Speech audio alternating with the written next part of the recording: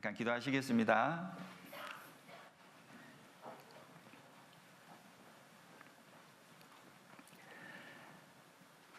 사랑이시고 은혜로우신 아버지 하나님, 그 크신 사랑과 은혜에 감사드립니다.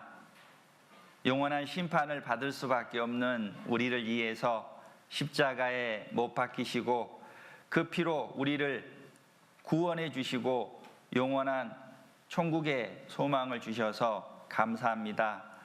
또 주님의 귀한 자녀로 삼아 주시고 몸된 교회 안에서 귀한 형제 자매님들과 함께 교제하며 복음을 전할 수 있도록 은혜 베풀어 주셔서 감사합니다.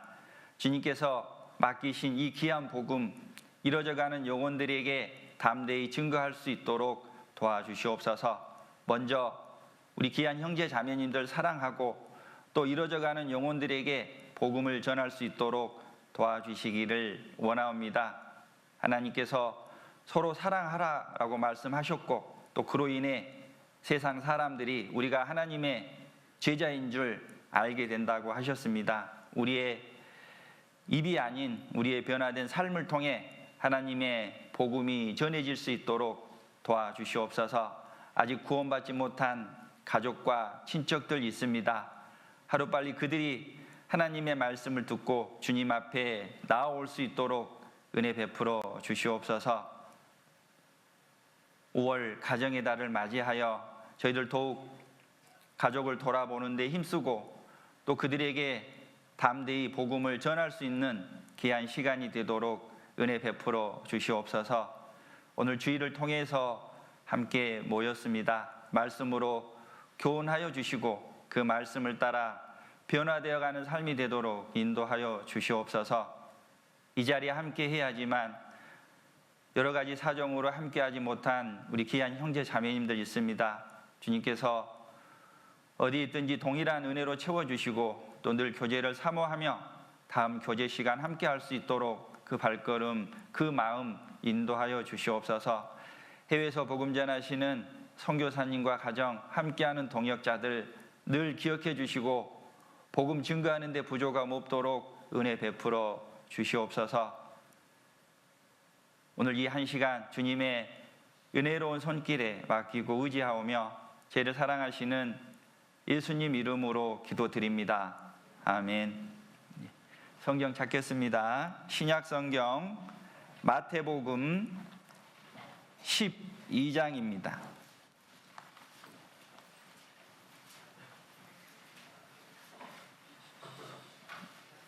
마태복음 12장 46절부터 50절까지입니다.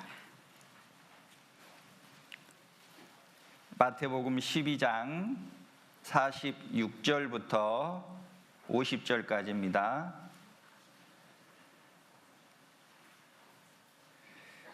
찾으셨으면 제가 읽겠습니다. 마태복음 12장 46절부터 50절까지입니다.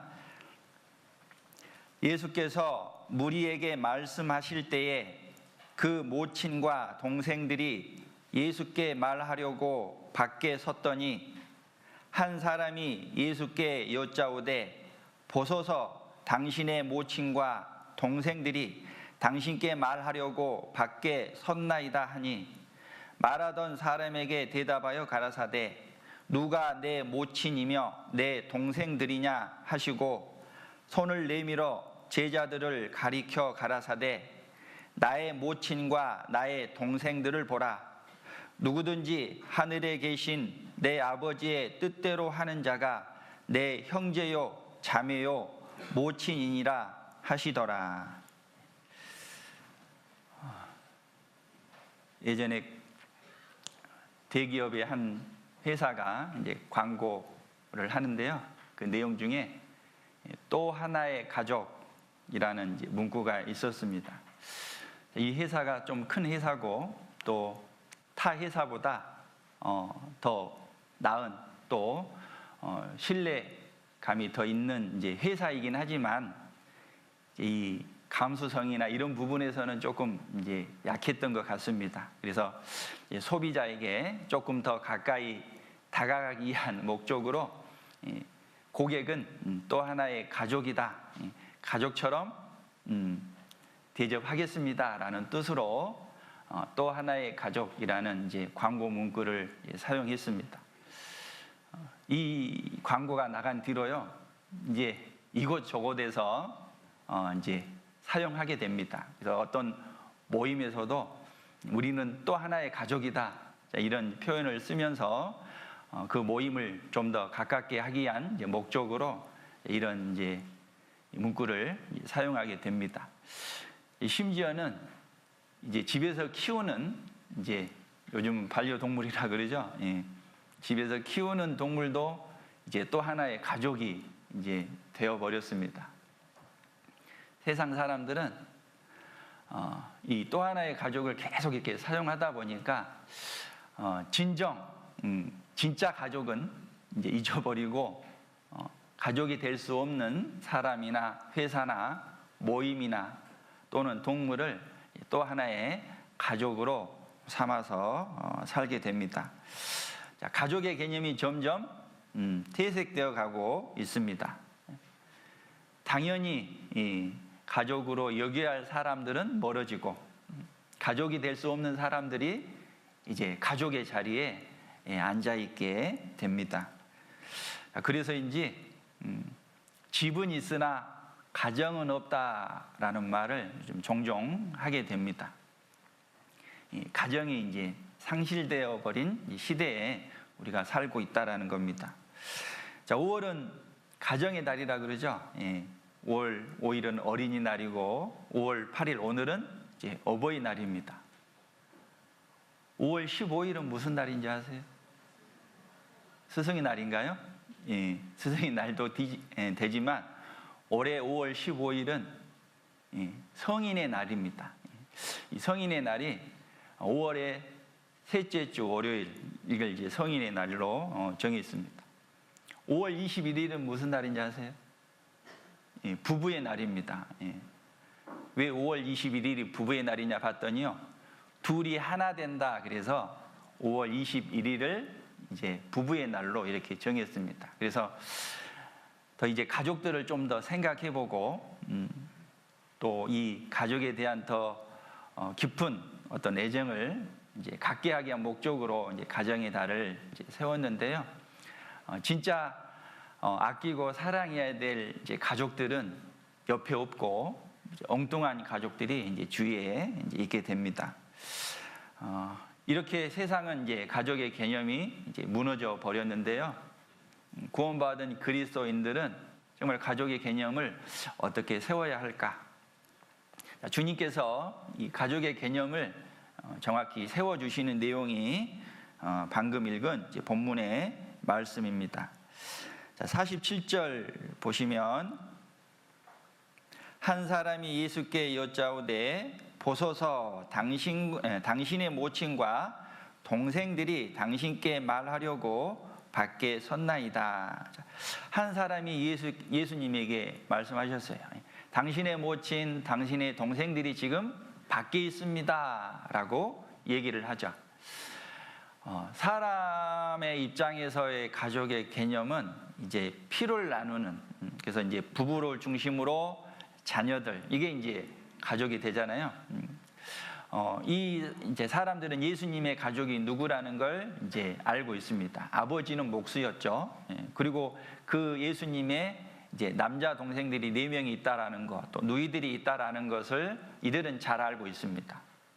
그러다 보니까 마가복음 3장에 보면 예수님께서 해당에서 쭉 이제 하나님의 말씀을 전하다 보니까 이 말씀을 듣는 사람들이 깜짝 놀랍니다. 우리가 저 사람이 누군 줄 아는데 어떻게 이런 지혜를 얻을 수 있느냐라고 얘기하는 거예요. 그의 아버지는 요셉 목수고 그 어머니는 마리아고 그리고 그 남동생들 누이들이 있는데 도대체 어떻게 저런, 어떻게 보면 세상적으로 형편없는 가정에서 저렇게 아무 사람도 할 수 없는 말을 하느냐라고 이제 놀라워합니다. 자, 세상에서의 가족의 개념은 이제 아버지와 어머니 그리고 자녀로 이루어진 가정을 얘기하는데, 예수님은 이 육신의 가족 외에 또 하나의 가족, 바로 영적인 가족에 대해서 말씀을 하십니다. 49절, 손을 내밀어 제자들을 가리켜 가라사대 나의 모친과 나의 동생들을 보라. 누구든지 하늘에 계신 내 아버지 뜻대로 하는 자가 내 형제요 자매요 모친이니라. 하나님이 말씀하시는, 예수님이 말씀하시는 이 가족의 개념은 예수님의 피로 연결된 무리, 예수님을 통해서 구원받은 무리, 하나님을 아버지라고 부를 수 있는 이 사람들이 영적인 가족이다라고 말씀하시죠. 그래서 물은 피보다 진하다 그러잖아요. 근데 피보다 더 진한 피는 예수님의 피입니다. 그래서 육신의 가족보다 사실은 더 가까운 가족이 이제 영적인 가족이다라는 거죠. 바로 내 옆에 있는 형제 자매들이 육신의 가족보다 더 가까운 가족이다라는 걸 주님은 우리에게 말씀하십니다. 그래서 오늘 제목을 또 하나의 가족 이렇게 정해봤습니다. 이 가족이란 사전적 의미가요, 부부를 중심으로 한 친족 관계에 있는 사람들의 무리 이렇게 정의를 해놨습니다.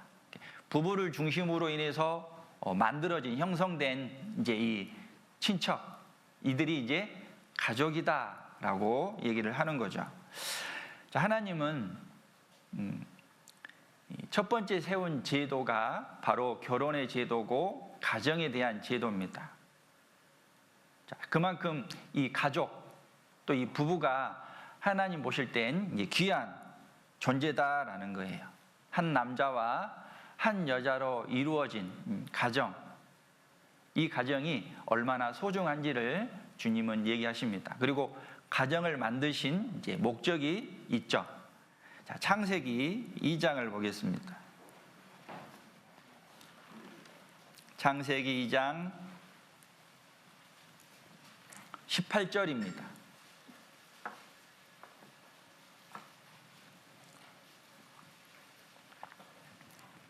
창세기 2장 18절, 여호와 하나님이 가라사대 사람의 독처하는 것이 좋지 못하니 내가 그를 위하여 돕는 배필을 지으리라 하시니라. 하나님이 아담을 만드셨잖아요. 흙으로 만드셨습니다. 봤더니 혼자 있는 거예요. 독처하고 있는 거예요. 그래서 이 아담을 위해서 돕는 배필, 여자를, 하와를 만들었습니다. 그리고 한 가정을 이루게 하십니다. 가족에 있어서 첫 번째가 돕는 사람들이 바로 가족이다라는 거죠. 21절을 보겠습니다. 여호와 하나님이 아담을 깊이 잠들게 하시니 잠들매 그가 그 갈빗대 하나를 취하고 살로 대신 채우시고 여호와 하나님이 아담에게서 취하신 그 갈빗대로 여자를 만드시고 그를 아담에게로 이끌어 오시니 아담이 가로되 이는 내 뼈 중에 뼈요 살 중에 살이라. 이것을 남자에게서 취하였은즉 여자라 칭하리라 하니라. 자, 뼈 중에 뼈요 살 중에 살이라 그랬죠. 가장 소중한 존재다라는 거죠. 사랑하고 아껴야 될 대상이다라는 걸 얘기하고 있습니다. 24절, 이러므로 남자가 부모를 떠나 그 아내와 연합하여 둘이 한 몸을 이룰지니라. 연합하여 한 몸을 이루는 것, 이게 가정이다라는 걸 주님은 말씀하십니다. 그래서 첫 번째 돕는 배필이죠. 가정은 도와야 한다라는 거죠. 부부 사이끼리 또 부모와 자녀 사이에 서로 돕는 관계가 되어야 합니다. 전도서 4장에 보면 이제 결혼식 주례 말씀에 자주 나오잖아요. 두 사람이 한 사람보다 나음은 저희가 수고함으로 좋은 상을 얻을 것이니라. 두 사람이 한 사람보다 나은 이유가 뭐냐? 서로 연합해서 수고함으로 좋은 상을 얻는 거예요. 또 한 가지 이유가 한 사람이 넘어지면 그 동무가 붙들어 일으키려니와. 또 하나의 목적은 넘어졌을 때 붙들어 일으키는 것. 그래서 돕는 배필이 바로 가정입니다. 서로 누구 위에 서 있는 거 이게 아니죠. 서로 돕기 위한 목적이죠. 자, 사람은 완벽한 사람은 없습니다. 완벽한 사람이 있나요? 없습니다. 내가 잘하는 것이 있지만 못하는 것이 있어요. 장점이 있지만 단점도 있습니다. 또 잘난 것도 있지만 못난 것도 있습니다. 아는 것도 있지만 모르는 것도 많아요. 그래서 나의 부족한 부분들을 이제 배우자를 통해서 이제 서로 돕는 그런 배필로 주님은 가정을 만드셨습니다. 이 불쌍한 사람, 어떤 사람이 불쌍한 사람인 줄 아세요? 한자로 아니 불자에다가 둘쌍 이렇게 해서요. 둘이 아닌 게 불쌍한 사람이 돼요. 자, 가정에서 혼자 구원받고 지금 신앙생활을 하고 있다면 불쌍한 사람이죠. 쌍이 아니니까. 그렇죠? 교회 안에서 구원은 받았는데 이렇게 함께 교제할 사람이 없고 혼자 신앙생활을 하고 있다. 이 사람도 사실은 불쌍한 사람이에요. 자, 우리는 불쌍한 사람이 되어서는 안 되겠죠. 아직 가족이 구원받지 못했다면 빨리 전도를 해가지고 함께 돕는 그런 역할에 구원받은 사람을 만들어야 할 것이고, 교회 안에서도 나 혼자 신앙생활을 할 수가 없습니다. 그래서 나와 함께 동역자로서의 형제자매를 사귀는 게 필요합니다. 첫 번째가 돕는 배필입니다. 그리고 뼈 중에 뼈요 살 중에 살이라 그랬죠. 뼈 중에서 가장 중요한 뼈, 살 중에서 가장 중요한 살. 뱃살은 아니겠죠. 가장 중요한 뼈, 가장 중요한 살이다라는 건 정말 가장 소중한 존재다라는 거예요. 가족은 가장 소중한 존재이다라는 거죠. 그래서 아끼고 사랑해야 될 대상이 가족입니다. 자, 에베소서 5장을 보겠습니다. 에베소서 5장입니다.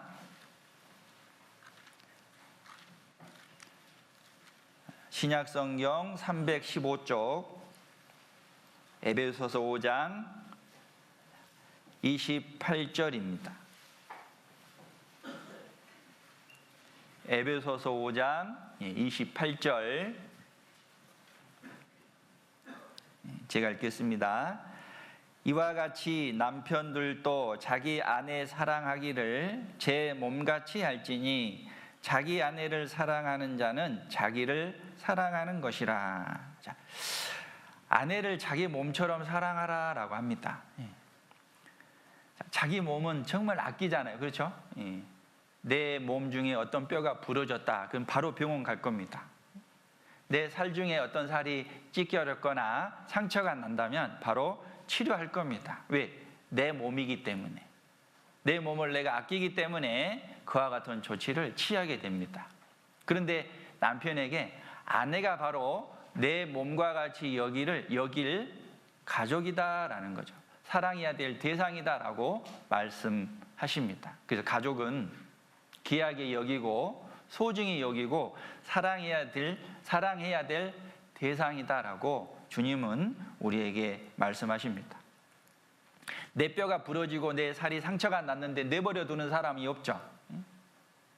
누구나 다 치료를 합니다. 왜? 내 몸이기 때문에. 자기 몸을 자해하는 사람은 이제 극히 드물 거예요. 세상이 이제 살기 싫어서 비관하는 사람 외에는 자기 몸을 자해하는 사람은 없을 거예요. 그래서 자기 몸처럼 사랑하라라고 말씀을 하십니다. 이 가족이 얼마나 소중한지요. 동물도 이 가족이란 말에 완전히 행동이 바뀝니다. 이제 동화에 대한 내용인데요. 호랑이 형님이라는 이제 동화가 있습니다. 산 속에서 이제 호르몬이를 모시고 사는 아들이 이제 산에 가서 동물들을 잡아서 또 나무를 캐서 이제 어머니를 이렇게 봉양을 하는데, 어느 날 이제 이 식량을 구하려고 산 속에 들어갔다가 호랑이를 만난 거예요. 그래서 이제 호랑이가 이제 잡아먹으려고 하니까 이 아들이 갑자기 꾀를 내서 이 호랑이 앞에 넙죽 엎드리면서 이제 눈물을 흘리면서 얘기합니다. 아이고 형님, 이제 형님을 만났네요. 호랑이가 이제 갑자기 이제 당황했겠죠. 자기 보고 형님이라고 하니까 이제 동하니까 말이 통합니다. 예. 형님 하니까 호랑이가 갑자기 이제 당황합니다. 왜 내가 너 형님이냐 그랬더니 제가 어렸을 때 어머니가 형님에 대해서 얘기를 많이 해주셨습니다. 형님이 갑자기 나간 뒤로 돌아오지 않고 항상 지금도 기다리고 계십니다. 그 말을 호랑이가 듣고요, 진짜인 줄 착각한 거예요. 그러면 자기 동생을 잡아먹는 호랑이 있어요, 없어요? 없죠. 그래서 그러냐고 알았다 하고 이제 동생을 살려 보냅니다. 이제 그 아들은 이제 죽을 뻔했다가 살아났잖아요. 이제 진짜 너무나 다행이다 생각하고 이제 집에 왔어요. 그 다음날 아침 일찍 또 이제 식량을 구하려고 나가는데 이 대문 앞에 큰 사슴이 이렇게 이제 죽어서 누워 있는 거예요. 이게 도대체 웬 사슴이 여기 있느냐? 그 다음날 봤더니 그 다음날은 또 멧돼지가. 그래서 이제 그 아들이 생각했겠죠. 이건 분명히 호랑이가 물어다 준 거예요. 호랑이가요, 자기 동생이라고 하니까 동생도 살려줬죠. 또 지금 호르몬이가 지금 병으로 있다고 하니까 몸에 좋은 사슴이든 멧돼지든 이것을 잡아다 주는 거예요. 이 동물도요, 가족이라는 것 때문에 그렇게 바뀐다라는 거죠. 동화입니다. 자, 그런데요, 사실 우리 가족은 정말 소중히 여겨야 될 대상이다라는 거죠. 아끼고 사랑해야 될 대상입니다. 그리고 이 가족은요, 이제 운명 공동체입니다. 운명 공동체. 자, 둘이 연합하여 한 몸을 이룰지니라. 한 몸이 되는 거예요. 한 몸이 되면 어때요? 한쪽이 아프면, 팔이 아프면 같이 고통을 느끼겠죠. 운명을 같이 하는 운명 공동체예요. 세상에서는 가족을 생활을 같이 하는 생활 공동체다 이렇게 얘기하지만 성경은 운명 공동체라고 얘기합니다. 운명을 같이 하는 거예요. 죽어도 같이 죽고 살아도 같이 사는. 이 한 사람이 잘못해서요, 가족이 망한 이제 사건이 성경 곳곳에 기록이 되어 있습니다. 여호수아에 보면 아간 아시죠? 아간. 여리고 성이 멸망당하고 그리고 이제 이스라엘 백성이 아이성 전투를 하는데 아이성 전투에서는 져버렸어요. 여리고 성보다 더 적은 아이성 전투에서 이스라엘이 패합니다. 이유가 뭐냐 봤더니 이스라엘 사람 중에 하나님 앞에 범죄한 사람이 있었던 거예요. 그래서 하나님이 쭉 알려주시죠. 여리고 성은 내게 바쳐진 것인데 누군가가 내 물건을 손댄 사람이 있다 해서 쭉 이제 제비를 뽑았더니 아간이 뽑혔죠. 아간이요, 하나님께서 이 여리고 성을 멸망시킬 때 아무것도 손대지 마라 얘기하십니다. 옛날에 전쟁하면 이제 패한 나라 또 패한 마을의 모든 걸 다 이렇게 빼앗는 것이 전쟁의 목적이었거든요. 여리고 성이 이제 함락이 됐기 때문에 이스라엘 백성이 다 빼앗을 수 있는데 하나님께 바쳐진 첫 성이었기 때문에 그 모든 물건은 하나님 거라고 합니다. 손대지 마라 그런 거예요. 근데 아간이 봤더니 외투가 너무 아름다운 거예요. 그래서 외투를 훔쳤죠. 금덩어리를 훔쳤죠. 또 은덩어리를 훔치게 됩니다. 그게 이제 하나님 앞에 드러나게 되고, 그래서 이 아간을 멸망시켜야 된다, 아간을 죽여야 된다라고 벌을 내려야 된다고 얘기하십니다. 그래서 이 아간에게 속했던 가족들 모두 또 동물들 그리고 이 아간의 집안의 모든 그 살림들을 아골 골짜기로 가져가서 돌로 치고 다 불태워 죽이고 멸했습니다. 어떻게 보면 아간의 가족들은 아버지 때문에 죽임을 당한 거죠. 아버지로 인해서 가족 모두가 망한 것입니다. 또 아내로 인해서 가정이 망한 경우가 있죠. 그 예로 첫 번째가 하와입니다. 하와를 통해서 아담의 가정이 망한 거예요.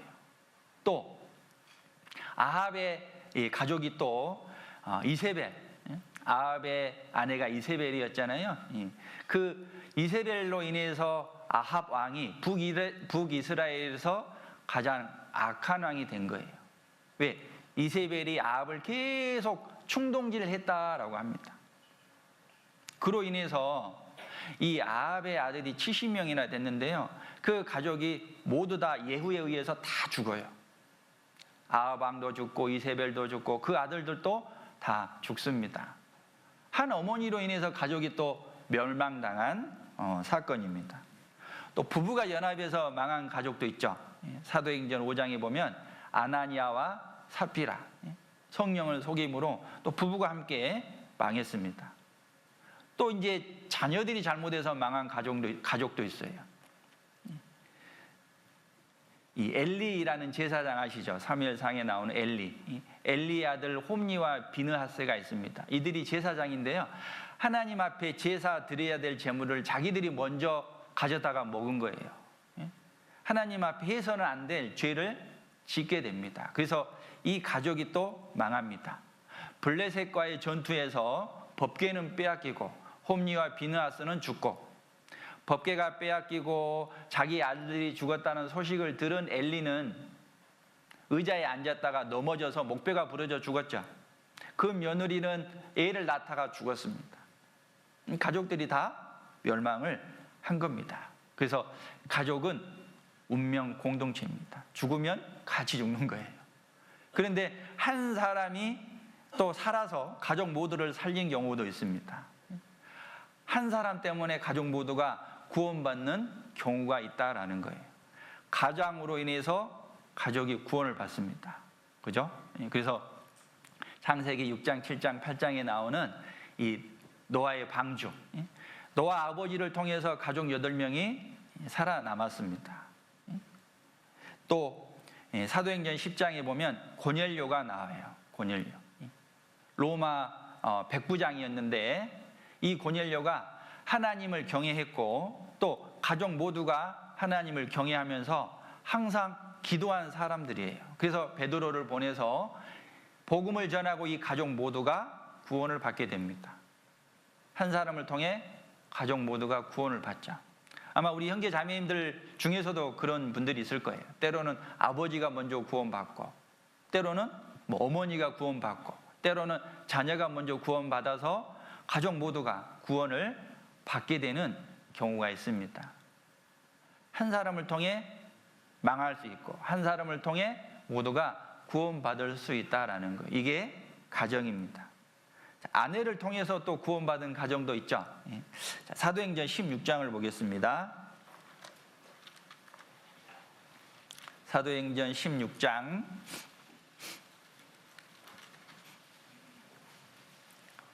사도행전 16장 14절 15절입니다. 사도행전 16장 14절 15절 찾으셨으면 제가 읽겠습니다.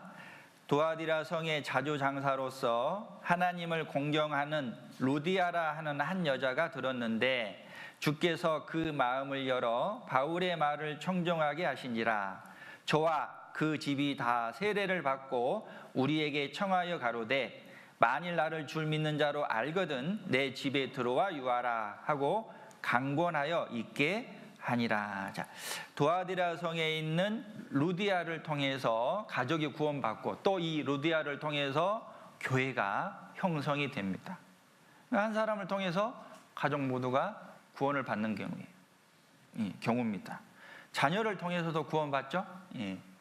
12아들 중에 11번째 아들 요셉이 애국으로 팔려 나갔습니다. 형의 미움을 받고. 하지만 이 요셉을 통해서 가족 70명이 살아남았죠.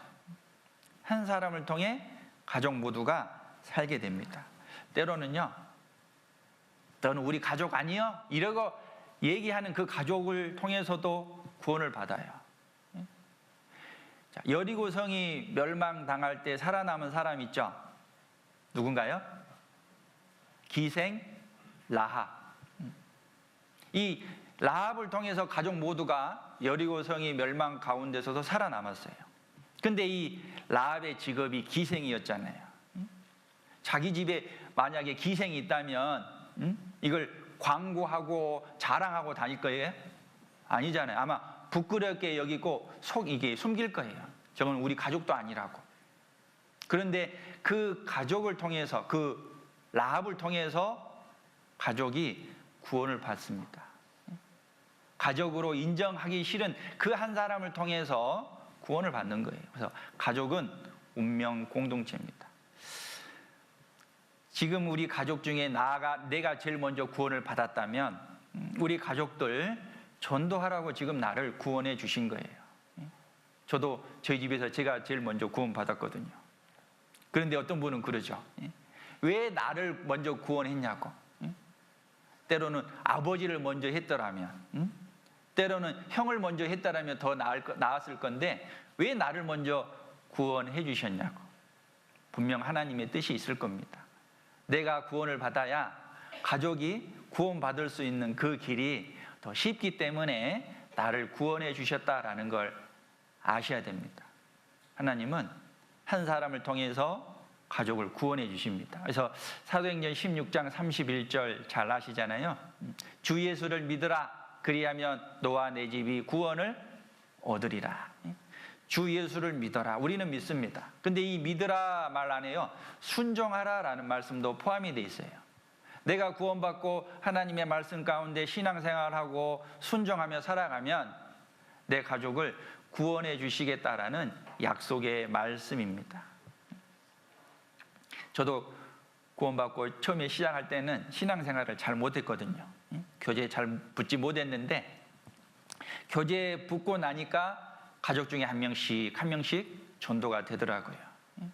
그건 하나님의 약속입니다. 가족은 운명 공동체입니다. 그래서 우리는 가족을 소중히 여겨야 돼요. 그리고 이 가족 구성원은요, 자기 위치를 지켜야 합니다. 자, 남자와 여자는 평등합니다. 그렇죠? 그런데 남편과 아내는 분명한 위치가 있다라는 거예요. 하나님이 이 위치를 지켜주셨습니다. 그래서 가족들은 자기에게 주어진 위치를 지키면서 살아야 됩니다.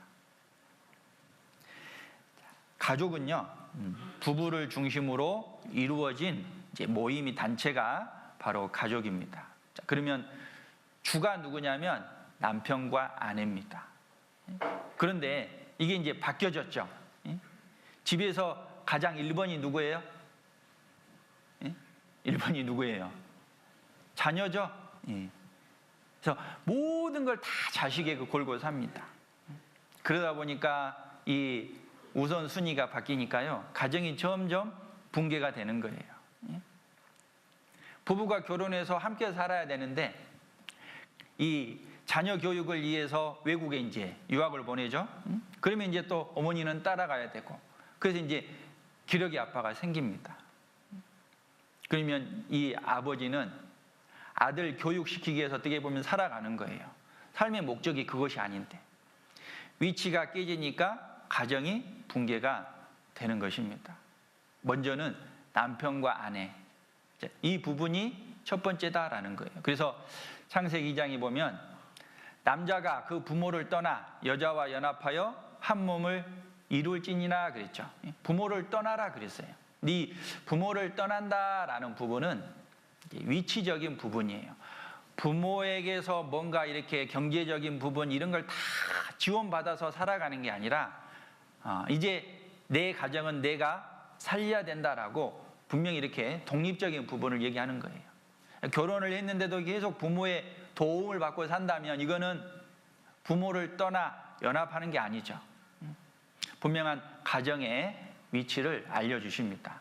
부모하고 단절해서 살아가는 건 아니잖아요. 그렇죠? 독립적인 부분을 얘기하고 있습니다. 그런데 이제 이게 이제 틀어진 거죠. 그래서 자녀가 먼저고, 자녀가 먼저다 보니까 부부 사이에 자녀 때문에 싸워요. 부부가 먼저라면 자녀의 어떤 문제로 인해서 싸울 필요가 없거든요. 근데 이게 계속 이제 바뀌어져 가고, 또 구원받은 그리스도인들도 생산 풍습을 또 따라가다 보니까 가족 교육을, 자녀 교육을 위해서 모든 걸 다 또 올인하신 분들도 있더라고. 모든 걸 다 쏟아붓는. 하나님은 우리에게 자녀를 열매로 주셨습니다. 그 자녀를 잘 양육해서 하나님께 드리는 거예요. 자, 가정에 이제 보면 남편, 아내, 자녀 이렇게 있잖아요. 여기서 이제 하나님이 위치를 다 이렇게 다 설명을 해 주시는데, 에베소서 5장을 보겠습니다. 에베소서 5장입니다.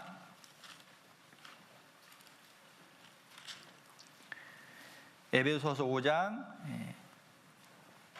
25절입니다. 22절입니다.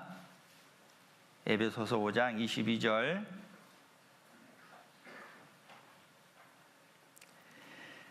아내들이여 자기 남편에게 복종하기를 주께 하듯 하라. 이는 남편이 아내의 머리됨이 그리스도께서 교회의 머리됨과 같음이니 그가 친히 몸의 구주시니라. 자, 먼저 남편에게 얘기한 게 아니라 아내에게 얘기했어요. 아내에게 얘기하고 남편에게 얘기를 했습니다.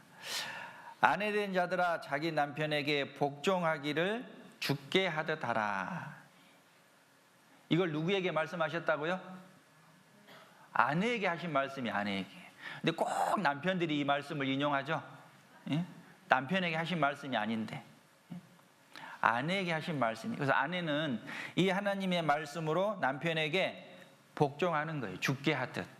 분명히 아내의 위치는 남편에게 복종해야 될 위치다라고 말씀하십니다. 그래서 아내들은 이 위치를 지키기만 하면 돼요. 아내에게 먼저 얘기했죠. 왜? 여자가 먼저 범죄했기 때문에. 그리고 나서 25절, 남편들아 아내 사랑하기를 그리스도께서 교회를 사랑하시고 위하여 자신을 주신같이 하라. 남편들에게는 아내를 사랑하라 그랬습니다. 어떻게? 자기 목숨을 다해서 사랑하라 하는 거예요. 예수님께서 우리를 위해 십자가에 죽으신 것처럼, 죽기까지 사랑하신 것처럼 남편에게는 아내를 죽기까지 사랑하라라고 말씀하셔요. 누구에게 말씀하셨다고요? 남편에게. 아내들이 이 말씀을 인용할 필요는 없겠죠. 남편에게 하신 말씀이기 때문에. 그래서 누구에게 한 말을 인용할 필요 없어요. 나에게 한 말씀만 위치를 지켜서 행하면 되는 것입니다. 남편은 아내를 사랑해야 될 위치입니다. 왜 나에게 복종하지 않느냐, 그걸 따질 위치가 아니라 아내를 자기 몸처럼 또 자기 생명을 다해서 사랑해야 될 대상이다라는 걸 말씀하십니다. 그래서 각자가 하나님이 말씀하시는 것을 지켜 행하게 되면 분명 하나의 한 몸을 이루는 가정이 될 수 있습니다. 근데 이제 이게 깨지는 거죠. 자, 그리고 자녀에게 얘기하십니다. 6장 1절입니다. 6장 1절. 자녀들아 너희 부모를 주 안에서 순종하라. 이것이 옳으니라. 자, 자녀들에게는 부모에게 순종하라 그랬어요. 그런데 어떻게 순종하라 그랬냐면 주 안에서, 하나님 말씀 범위 안에서 부모에게 순종하라는 거예요. 하나님 말씀에 벗어난 거에 대해서는 순종할 수 없겠죠. 부모님이 만약에 또 교회 가지 마 그러면 이 말에 대해서는 순종할 수 없겠죠. 2절, 내 아버지와 어머니를 공경하라. 이것이 약속 있는 첫 계명이니 이는 내가 잘 되고 땅에서 장수하리라. 자, 오래 살고 잘 먹고 잘 살려면 부모 공경하면 되는 거예요. 왜? 하나님의 약속의 말씀이기 때문에. 자녀의 위치는 부모에게 순종해야 될 위치다라는 걸 말씀하십니다. 그리고 4절, 또 아비들아 너희 자녀를 노엽게 하지 말고 오직 주의 교양과 훈계로 양육하라. 아비들에게는 자녀를 노엽게 하지 말라 그랬어요. 이 노엽게라는 게 인격적으로 무시하는 부분, 비난하는 부분, 낙심케 하는 부분이에요. 그러니까 자녀들에게 말을 함부로 하면 안 되겠죠. 내 자녀라고 해서 내가 함부로 해야 될 대상은 아니다라는 거예요. 그리고 해야 될 게 뭐냐면 주의 교양과 훈계로 양육하라 그랬어요. 자녀들 세상 교육 시키는 것이 중요한 게 아니라 주의 교양과 훈계로 양육하는 것, 하나님의 말씀을 가르치는 것이 중요하다라는 거예요. 왜? 세상에서 뛰어난 사람이 되지 못하더라도 하나님의 말씀을 가지고 살아가면요, 올바르게 살아갑니다. 올바르게 살아가기 때문에 잘 살 수밖에 없다라는 거예요. 그래서 자녀에게, 부모에게 순종하라 하셨고, 아비들에게는 자녀를 주의 교양과 훈계로 양육하라라고 말씀하십니다. 그래서 우리는 내 위치에 맞는 거 하면 돼요. 내게 부모가 있으면 부모에게 순종하고, 자녀가 있으면 자녀를 노엽게 하지 말고 하나님의 말씀으로 교육하면 되는 거예요. 자기의 위치를 모두가 지켜서 행했을 때 더 하나가 되고 하나님의 뜻을 이루며 하나님이 주시는 복을 누리며 살아가게 될 겁니다. 이게 가족 간에 지켜야 될 내용을 말씀하십니다. 자, 그리고 이제 하나님이 말씀하신 또 하나의 가족, 우리 이제 영적인 가족이 있습니다. 이 가족에게도 육신의 가족을 대하는 것처럼 똑같이 대해야 되고, 어떻게 보면 더 가까이, 더 사랑하며 살아야 할 대상이 영적인 가족입니다. 본문 마태복음 12장 49절을 보겠습니다. 49절. 자, 49절 찾으셨으면 잠깐 체조 좀 하겠습니다. 자, 앞으로 손을 왼쪽으로, 오른쪽, 자, 뒤로 한번 넘겨보겠습니다. 아이고. 어깨도 한번 돌려주시고,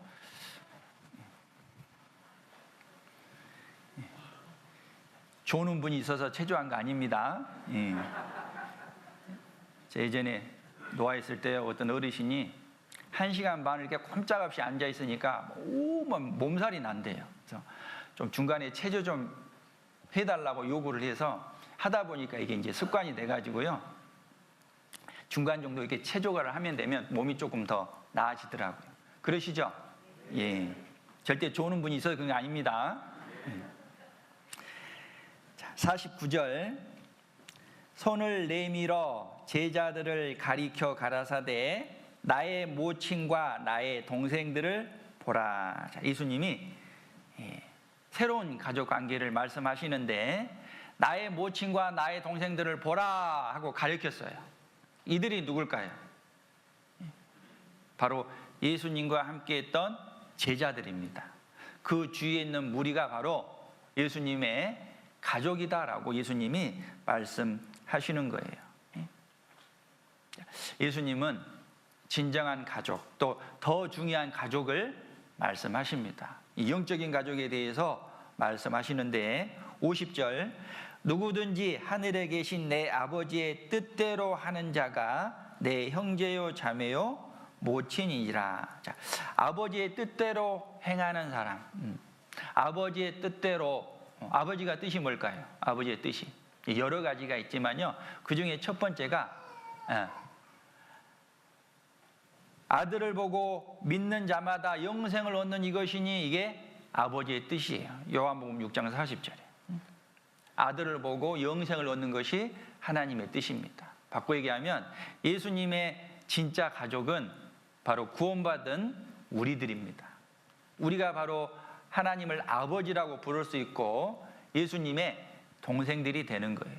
이 진정한 가족을 얘기하고 있습니다. 자, 요한복음 19장을 보겠습니다.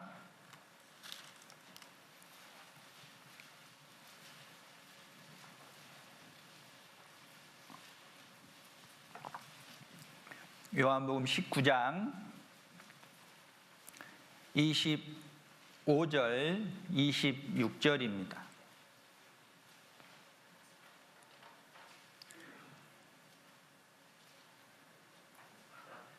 요한복음 19장 25절부터 27절까지 제가 읽겠습니다. 예수의 십자가 곁에는 그 모친과 이모와 글로바의 아들 마리아와 막달라 마리아가 섰는지라. 예수께서 그 모친과 사랑하시는 제자가 곁에 섰는 것을 보시고 그 모친께 말씀하시되 여자여 보소서 아들이니이다 하시고 또 그 제자에게 이르시되 보라 내 어머니라 하신대 그때부터 그 제자가 자기 집에 모시니라. 자, 이 예수님이 십자가에 지금 못 박혀 있는 상태예요. 그때 보니까 밑에 십자가 밑에 예수님의 모친 마리아가 있고 또 여러 여인이 있고 그 옆에 또 누가 있었냐면 예수님의 제자인 요한이 그 자리에 있었습니다. 그래서 이제 예수님이 먼저 어머니 마리아에게 얘기하죠. 여자여 보소서 아들이니이다. 여자여, 엄마를 여자라고 한다는 게 조금 그렇죠. 근데 이 여자여 이게요, 이 여인을 정중하고 예의 바르게 부르는 호칭이래요. 이때 당시. 근데 우리는 그냥 여자여 이렇게 돼 있지만 이 헬라어는 귀나이라고 돼요. 이게 정중히 부르는 표현이에요. 그래서 어머니 아들입니다 이렇게 얘기하는 거예요. 근데 이 마리아의 아들은 이제 첫 번째가 예수님이죠. 그리고 야고보, 요한, 요셉, 그리고 시몬 이렇게 아들이 4명이 있는 거예요. 아들이 4명이 따로 있는데 이 요한을 보고 아들입니다 이렇게 얘기하는 거예요. 사실 아들 관계가 아니잖아요. 이 어머니와 아들 관계가 아닙니다. 그런데 이 십자가 밑에서 새로운 가족이 형성이 되는 거예요. 보소서 아들이니이다. 그리고 이제 이 제자에게 얘기하기를 보라 내 어머니라 이렇게 얘기합니다. 그랬더니 26절 예수께서 그 모친과 27절 또 제자에게 이르시되 보라 내 어머니라 하신대 그때부터 그 제자가 자기 집에 모시니라. 어머니라 그러니까 이제 모시는 거예요. 뭘 뜻할까요? 바로 예수님의 십자가 밑에서 새로운 가족이 만들어진 것을 얘기하고 있습니다. 그래서 우리는요 하나님을 아버지라고 부를 수 있는 형제고 한 가족입니다.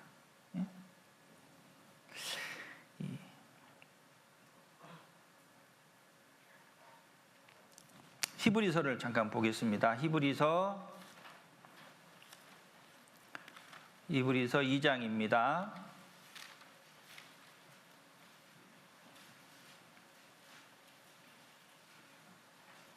히브리서 2장 신약성경 354쪽입니다. 히브리서 2장 11절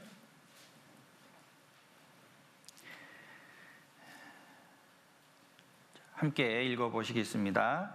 거룩하게 하시는 자와 거룩하게 함을 입은 자들이 다 하나에서 난지라. 그러므로 형제라 부르시기를 부끄러워 아니하시고. 거룩하게 하시는 자, 거룩하게 함을 입은 자들. 거룩하게 하는 자는 한 분이죠. 그리고 거룩하게 함을 입은 자들은 복수예요. 많은 수예요. 그래서 거룩하게 하시는 자는 그리스도. 예수님이 십자가에 못 박히심으로 죄인들을 의인으로 만드셨죠. 거룩하게 하신 자입니다. 그리고 거룩하게 함을 입은 자들은 예수님의 피로 구원받은 사람들이에요. 이들이 다 하나에서 난지라. 하나에서 태어났대요. 뭘 설명하냐면 예수님은 독생자로 오셨잖아요. 하나님의 자녀로, 하나님의 아들로, 맏아들로 이 세상에 오셨습니다. 그렇다고 해서 하나님이 낳은 건 아니지만 표현을 이제 그렇게 하는 거예요. 그래서 예수님도 하나님으로부터 나왔고 구원받은 우리도 하나님을 통해서 그리고 예수님의 십자가의 피를 믿음으로 또 태어났어요. 그래서 둘이 이제 형제가 된 거죠. 예수님이 우리를 형제라 부르시기를 부끄러워 아니하시고 형제라고 부르기를 부끄럽지 않게 생각하신 거예요. 혹 우리 가족 중에 세상에서 사고치고 말썽 부리고 이런 가족이 있다면 왠지 이 가족을 떳떳하게 내세우기는 힘들겠죠. 아마 옆에 있어도 내 동생 아니라고 이렇게 할 것 같아요.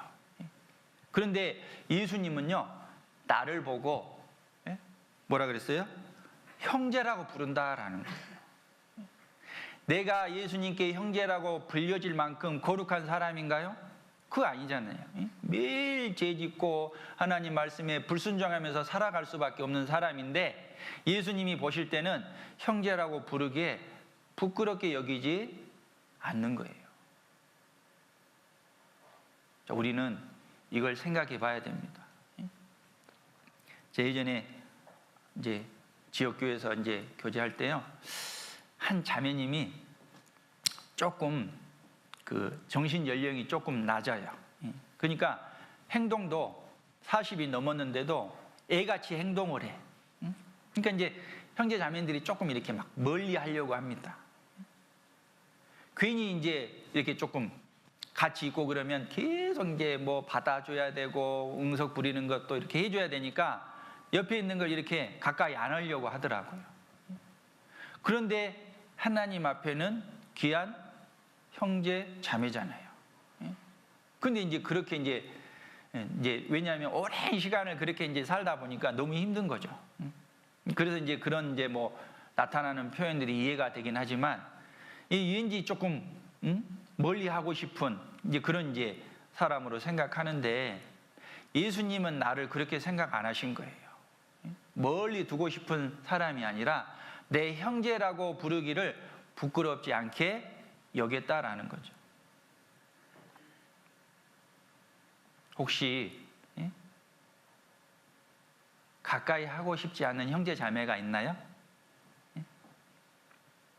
형제라고 부르기에 부끄러운 좀 가까이 하고 싶지 않는 형제 자매가 있다면 회개하셔야 됩니다.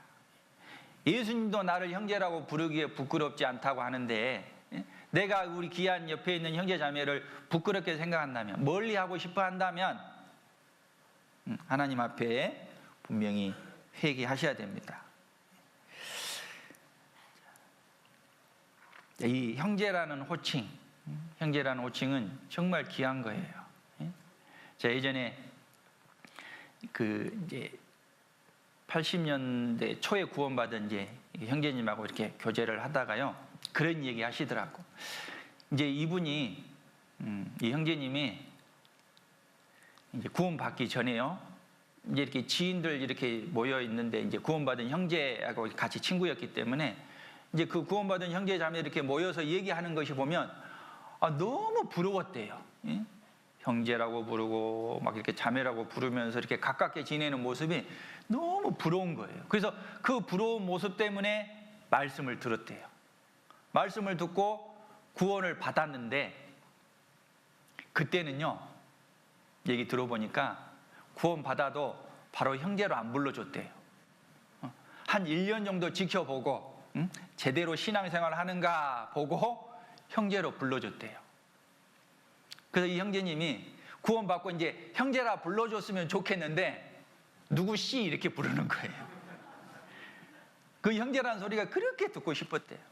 그래서 이제 교제 안에 이렇게 열심히 이제 신앙생활을 하니까 1년 후에 형제라고 불러주는데 너무 기뻤다 하더라고.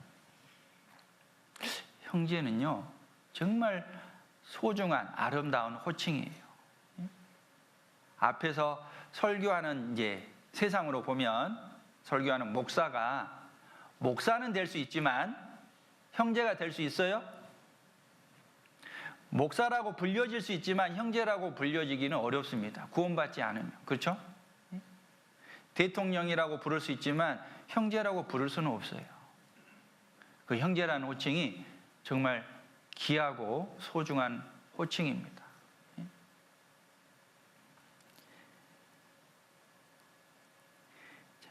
이 교회 안에서의 형제님, 자매님이 정말 중요한 호칭이기 때문에 가급적이면 불러주는 게 좋습니다.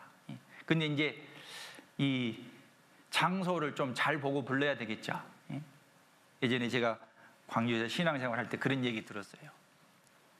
이 초등학생이 이제 교회 끝나고 이렇게 버스 타고 가는데 옆에 할머니가 이제 타신 거예요. 근데 그 할머니 보고 자매님 이렇게 불렀대. 그러니까 주위 있는 사람이 얼마나 놀라겠어요. 지금 나이 차가 지금 한 60, 70 나는데 자매님 부르면 그렇게 부르면 안 되겠죠. 그런데 이 형제님, 자매님이라는 호칭은 정말 소중한 아름다운 호칭입니다. 그렇게 부르는 형제 자매들이 옆에 있는 거예요. 한두 명 있는 거 아니죠? 이렇게 많은 형제 자매들이 옆에 있습니다. 그러면 정말 귀하게 여겨야 한다라는 거죠. 왜? 육신의 가족보다 사실 영적인 가족이 더 오래 삽니다. 집에 있는 형제 자매는 같이 살아봐야 70년, 80년밖에 못 살아요. 그렇죠? 그런데 구원받은 형제 자매는 몇 년 동안 살아요? 영원히 살잖아요. 영원히. 그래서 더 귀하게 여겨야 합니다. 영적인 가족은요, 사람의 피로 이루어진 게 아니라 예수님의 피로, 예수님의 생명으로 이루어진 가족이다라는 거예요. 소홀히 해서는 안 될 가족입니다. 전셋집이 귀합니까? 내가 손수 지은 내 집이 더 귀합니까? 내 집이 더 귀하죠. 이 세상에 우리가 살고 있는 건 어떻게 보면 전셋집이에요. 지금에 살고 있는 형제 자매의 이 관계는요, 가정에서 육신의 형제 자매의 이 관계는 이 세상을 떠나면 다 없어져 버리는 거예요. 천국에 가서도 형이 되고 아버지가 되고 그러진 않잖아요. 그렇죠? 그런 관계는 다 없어지고 오직 구원받은 사람들이 형제 자매 부르며 살아갑니다. 그렇기 때문에 더 귀한 존재다라는 거죠. 그래서 우리는 내 옆에 있는 형제 자매를 더 귀하게 여겨야 합니다. 마태복음 10장입니다. 마태복음 10장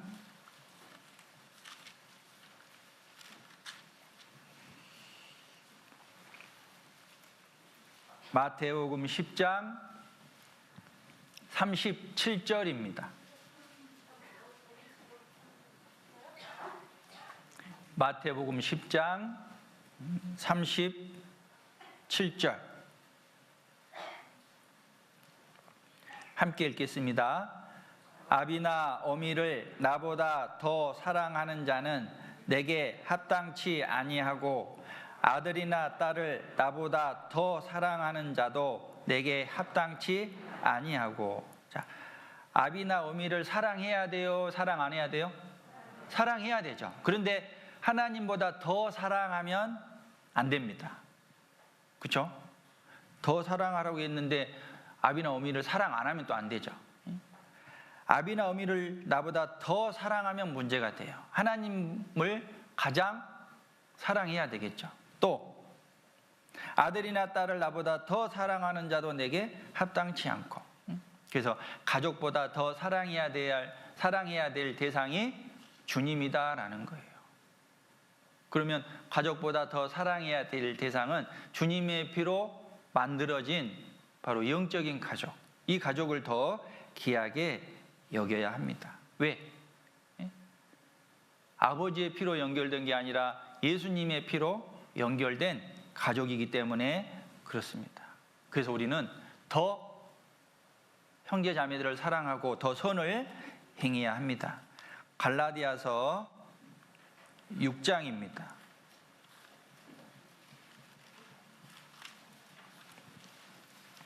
갈라디아서 6장 신약성경 309쪽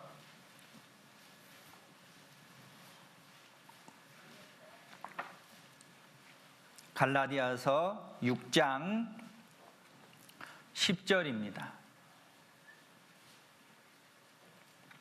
갈라디아서 6장 10절 함께 읽겠습니다. 그러므로 우리는 귀에 있는 대로 모든 이에게 착한 일을 하되 더욱 믿음의 가정들에게 할지니라. 자, 구원받은 이유는 우리는 모든 사람들에게 선을 베풀어야 돼요. 그런데 누구에게 더 선을 베풀라고요? 믿음의 가정들에게, 구원받은 형제 자매들에게 더 선을 베풀어야 합니다. 그런데 조금 안타까운 장면을 제가 예전에 이제 보게 됐는데요. 제가 이제 담임했던 교회에서 대전도 집회를 하게 됐습니다.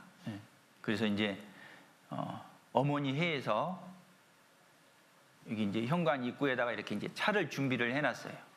차를 준비해놨는데 이제 이렇게 여러 가지를 처음에는 준비했는데 이게 이제 조금 번거롭기도 하고 그래서 이제 딱 2가지만 준비하라 그랬어요. 커피하고 그리고 이제 홍차 비슷한 거, 이거 2개 딱 준비하라고 했습니다. 근데 이제 어떤 형제님이 이제 새로운 분을 모시고 왔어요. 새로운 분을 모시고 왔는데 이분이 커피도 안 드시고 홍차도 별로 안 좋아하셔요. 그래서 이제 녹차를 좋아하는데 녹차가 없네. 그러니까 이제 어머니에게 욕을 하는 거예요. 아니 왜 녹차도 안 갖다 놨냐고 뭐라고 합니다. 자, 구원받은 형제 자매가 중요할까요? 새로 인도된 영혼이 중요할까요? 예? 새로 인도한 영혼이 더 중요해요? 예? 곰곰이 생각해 보세요. 누가 더 귀한지. 새로운 영혼을 전도하는 것 때문에 형제 자매와 싸워요. 하나님 보실 때 합당할까요? 우리가 자칫 잘못하면 믿지 않는 세상 사람 때문에 구원받은 형제 자매를 미워하고 다투고 또 멀리할 수가 있습니다. 합당치 않습니다. 구원받은 형제 자매가 지금 더 귀하죠. 물론 구원받지 않는 영혼도 귀하지만요, 더 귀한 건 구원받은 형제 자매다라는 거예요. 전도 때문에 구원받은 형제 자매와 싸운다라면 합당치 않을 겁니다. 우리는 착한 일을 하되, 자, 모든 사람에게 착한 일을 하는 게 뭘까요? 세상 사람들에게 구원받은 사람이 착한 일을 할 게 뭐예요? 복음 전하는 거예요. 그렇죠? 모든 사람에게 착한 일을 하되 더욱 믿음의 가정들에게 할지니라 그랬어요. 그러니까 구원받은 형제 자매가 사실은 구원받지 않는 사람보다 더 귀한 존재입니다. 이제 정읍교회는 그렇지 않겠지만요, 전도하는 것 때문에 형제 자매와 트러블이 있거나 말썽이 생기면 안 될 거예요. 믿음의 가정들에게 더욱 하라 그랬습니다. 그래서 우리가 이제 영적인 가족, 우리 형제 자매들에게 어떻게 행동해야 되느냐? 창세기 2장 아까 18절, 24절까지 읽었죠.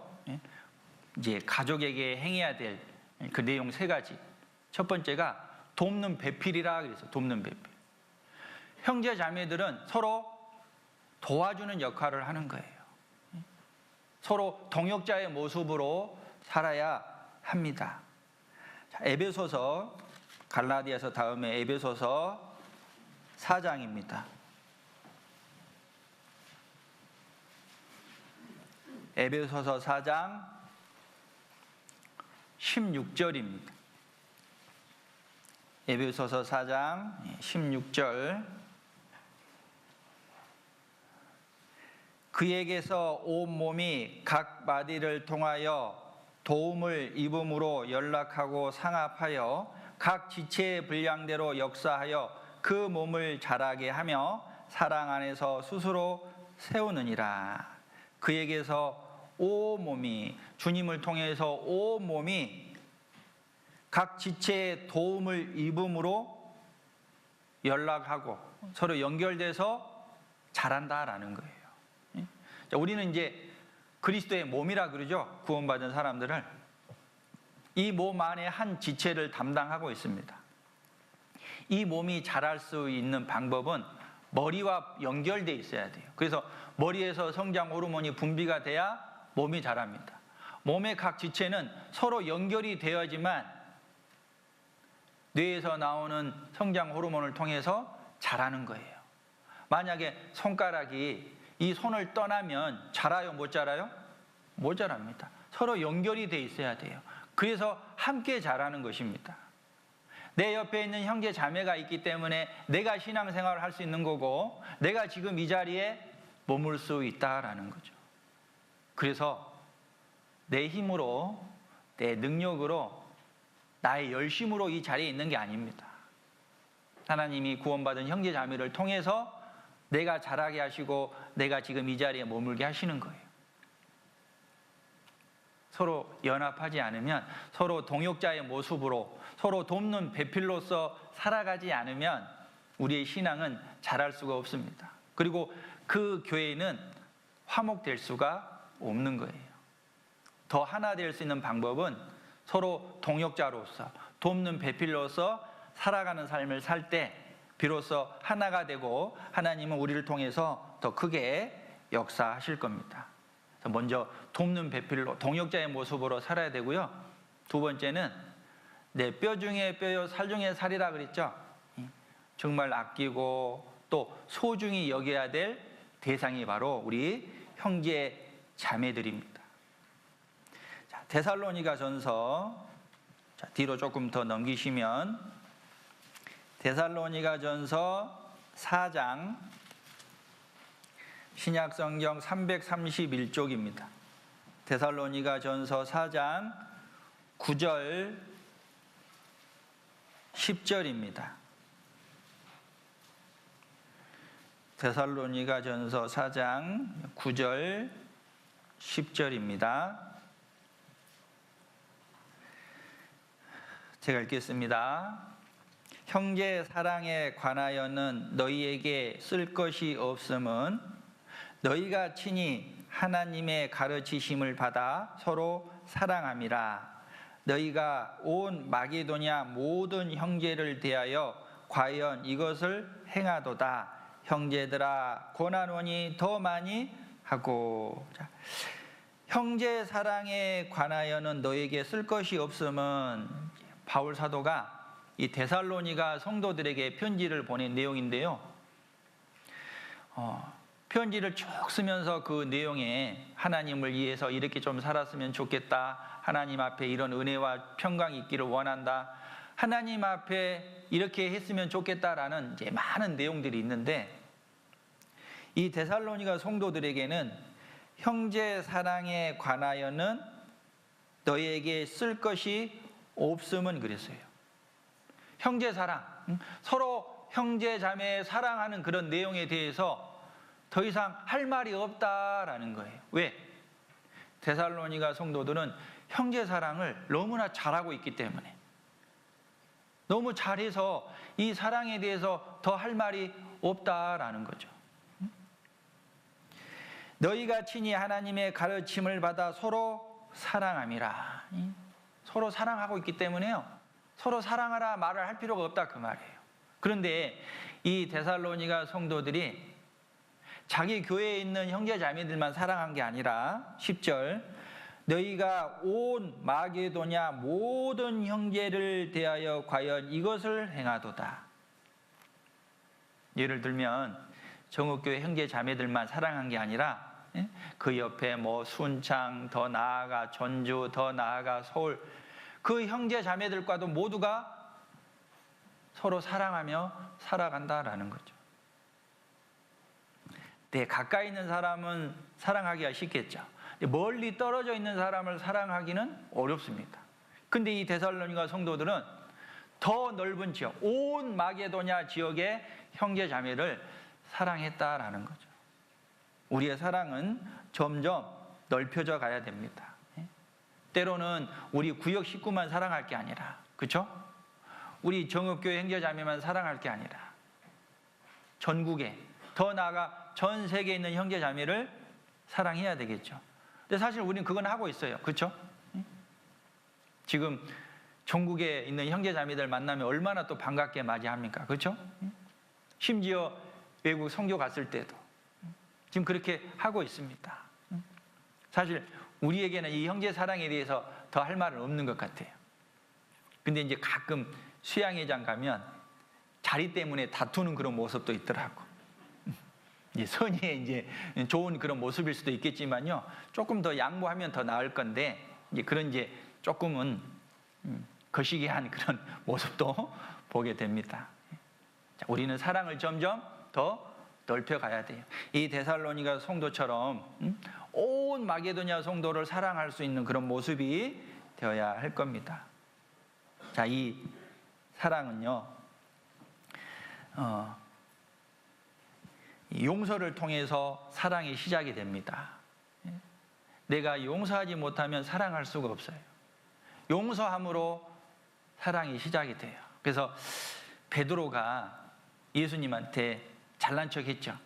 예수님, 내게 잘못한 사람을 내가 7번까지 용서해 주면 되겠습니까? 이렇게 물어보는 거예요. 자, 7번 용서하는 거 쉬울까요? 어려울까요? 어떤 형제가 나한테 잘못을 했어요. 한 번은 용서해 줬어. 근데 그걸 2번, 3번 하면 그게 용서가 돼요? 7번까지 용서한다라는 건요, 이거 보통 일이 아닙니다. 근데 예수님은 그래, 7번까지 해줘라 그랬어요? 몇 번 해줘라 그랬어요? 70번씩 7번. 그럼 몇 번이에요? 490번까지 하래요. 그렇게 용서할 수 있어야 됩니다. 우리는. 그렇죠? 형제자매를 그만큼 용서해주고 사랑한다면 하나님은 우리 모습을 통해서 하나님이 더 복음을 이루어져가는 영혼들에게 전하실 겁니다. 전도는 우리가 하지만요, 역사는 하나님이 하시는 거예요. 그런데 하나님이 우리의 모습을 보시고 역사하십니다. 우리가 하나 되지 않으면, 서로 사랑하지 않으면 하나님은 복음을 더 넓히지 않으십니다. 그래서 형제 사랑하는 모습이 우리에게 무엇보다 필요합니다. 똑같은 모습인데 내 마음에 미움이 있으면요, 똑같은 모습이지만 미움이 있으면 용서가 안 돼요. 이 형제는 내가 좀 좋아하고 이 형제는 별로 안 좋아해요. 그런데 둘이 똑같이 나한테 똑같은 행동을 했을 때 이 사람은 용서가 되는데 이 사람은 용서가 안 돼요. 왜 그럴까요? 똑같은 행동인데. 어떤 시어머니가요, 미국에 아들하고 딸이 살아요. 그래서 이제 아들, 딸 이제 보러 이제 미국에 갔어요. 먼저 이제 이 딸 집에 갔네요. 딸 집에 갔더니 보니까 새벽에 아침 일찍 사위가 아침 일찍 일어나서 자기 아내를 깨우지 않고요, 이렇게 아침밥 챙겨 먹고 도시락을 딱 싸가지고 가는 거예요. 출근을 하는 거예요. 그러니까 이 장모가 보더니, 이야, 내가 정말 사위 잘 뒀다고, 내 딸을 저렇게 끔찍이 사랑하니 정말 내가 사위 잘 뒀다고. 그리고 이제 아들 집에 갔습니다. 근데 아들이 사위같이 똑같이 하는 거예요. 자기 아내 안 깨우고 자기가 집밥 먹고 도시락 챙겨서 가는 거예요. 그랬더니 그걸 본 이제 어머니가요, 저런 못난 놈, 저 며느리는 지금 뭐 하고 있냐? 지금 남편이 출근하는데. 자, 며느리 모습하고 딸 모습이 같아요, 달라요? 똑같죠. 근데 어떨 때는 칭찬하고 어떤 때는 책망해요. 그 마음이 사랑하고 미워하느냐에 따라서 똑같은 행동인데 용서가 되고 용서가 안 되는 거예요. 그래서 우리는 사랑해야 됩니다. 형제자매를 사랑하고 함께하는 가운데 복음이 전해진다라는 걸 늘 기억해야 됩니다. 자, 그리고 이제 세 번째가 둘이 연합하여 한 몸을 이룰지니라 그랬죠. 화합이에요. 하나 돼야 됩니다. 그랬을 때 하나님은 복음을 전하십니다. 자, 빌립보서 1장입니다. 빌립보서 1장 27절입니다. 빌립보서 1장 27절 함께 읽겠습니다. 오직 너희는 그리스도 복음에 합당하게 생활하라. 이는 내가 너희를 가보나 떠나 있으나 너희가 일심으로 서서 한 뜻으로 복음의 신앙을 위하여 협력하는 것과, 그리스도 복음에 합당하게 생활하라. 복음을 위해서 합당하게 생활해야 될 내용을 말씀하십니다. 복음을 전하기 위해서는 이러한 모습이 되어야 한다라는 걸 우리에게 알려주시는데, 첫 번째가 너희가 일심으로, 그래서 일심이 뭐예요? 한 마음. 한 마음이 되어야지만 일을 할 수 있는 거예요. 제가 예전에 어렸을 때요, 목욕탕에 갔는데 이제 조금 조직에 있는 분인 것 같아요. 여기 어깨에 봤더니 한문으로 일심 이렇게 돼 있더라고. 자, 나쁜 일을 하는 사람도 한 마음이 돼야 나쁜 짓을 합니다. 그러죠? 한 마음이 안 되면 나쁜 짓도 해요? 못 해요? 못 해요. 자, 하나님의 일을 하는데 더더구나 한 마음이 안 되면 하나님의 일을 할 수 있겠느냐 그 말이에요. 자, 일심으로. 근데 누구 마음으로 하나 돼야 될까요? 내 마음으로? 모두 나한테 맞춰 내 마음으로, 이게 아니죠. 누구 마음이에요? 하나님 마음으로 하나 돼야 합니다. 하나님 마음으로 하나 되려면, 하나님 뜻으로 하나 되려면 하나님의 뜻이 무엇인지 알아야 되잖아요. 하나님의 마음이 무엇인지 알아야 하나 될 수 있습니다. 하나님의 말씀을 알지 못하면 하나님의 뜻을 알 수가 없죠. 그래서 우리는 부지런히 하나 되기 위해서는 먼저 말씀을 배워야 됩니다. 일심으로. 그리고 그 다음에 서서. 앉아 있으면 안 돼요. 누워 있으면 안 돼요. 서 있어야 돼요.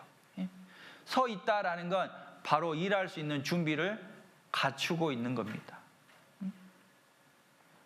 이제 5월 16일부터 전도 집회가 있잖아요. 대전도 집회가 있습니다. 남들 다 지금 마귀와 지금 영적인 전쟁을 치르는데 나 혼자 누워 있거나 자고 있으면 돼요? 안 돼요? 안 되잖아요. 서 있어야 돼요.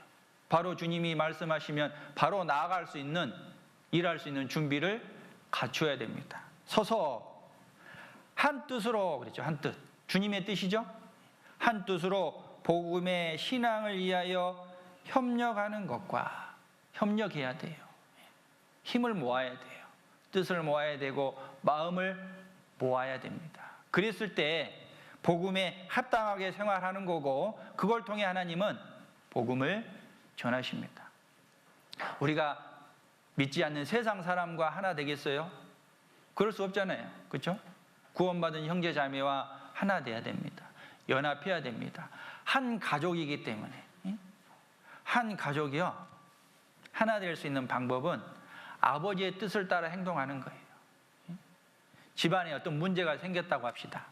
문제가 생겼는데 아버지는 이렇게 해야 된다, 어머니는 저렇게 해야 된다, 자식들은 그렇게 해야 된다, 이렇게 서로 이렇게 의견이 나눠지면 이 문제가 해결이 돼야 안 돼요?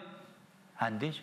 아버지가 우리 이렇게 해보자 하고 딱 의견을 제시했을 때 가족이 그 의견에 모아서 또 함께 행동한다면 분명히 그 문제는 해결이 됩니다. 교회 안에도 마찬가지입니다. 교회 안에 하나님의 뜻을 가지고 우리가 한 마음으로 힘을 모으면 분명히 하나님이 역사합니다. 지금 내 옆에 있는 형제 자매들은 나와 함께 해야 되고 마음과 뜻을 함께 해야 될 대상입니다. 그리고 서로 사랑해야 될, 아껴야 될 대상입니다. 미워하는 마음보다는 용서하는 마음으로, 사랑하는 마음으로, 아끼는 마음으로 함께 했으면 좋겠습니다. 5월달이 가정의 달이라 그러잖아요. 그러면 5월달만 가족을 사랑하고 나머지는 안 해야 되나요? 아니죠. 1년 365일입니다. 마찬가지로 교회 안에 있으면서 주님 오시는 그날까지 우리 형제자매님들 더욱 귀하게 여기고 또 마음과 뜻을 하나 되어서 복음을 증거하는 그런 모습으로 살았으면 좋겠습니다. 기도하고 마치겠습니다. 주님 감사합니다. 저희들 구원해 주시고 귀한 몸된 교회 안에 함께할 수 있도록 은혜 베풀어 주셔서 감사합니다. 이곳 정읍지역에 주님의 귀한 몸된 교회를 세우셨습니다.